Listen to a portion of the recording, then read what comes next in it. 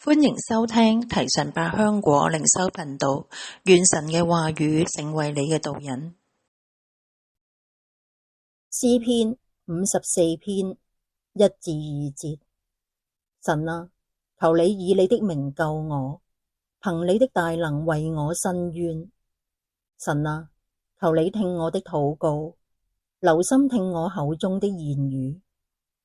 神啊，求你以你的名救我，憑你的大能為我伸冤。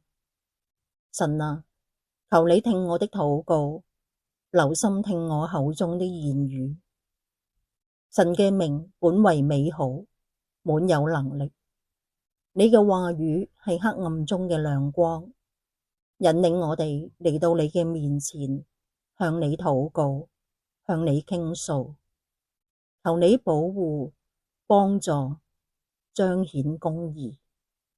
神係信實，我哋信靠你，會留心聽我哋口中的言語。神嘅恩典、慈愛，每一天都係新，讓我哋經歷你係顧念、體恤我哋軟弱嘅神。你嘅慈愛環繞住我哋，你確係我哋生命嘅扶持者。感謝神，奉耶穌基督得勝名字禱告，阿門。